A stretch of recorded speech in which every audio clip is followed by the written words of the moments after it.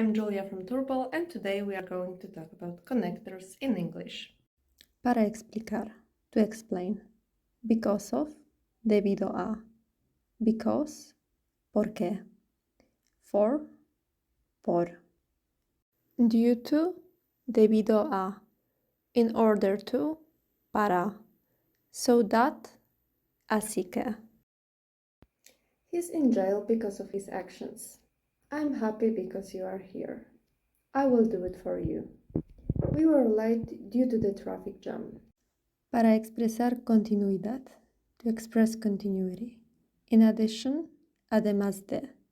Additionally, asimismo. Moreover, además. As well as, además de.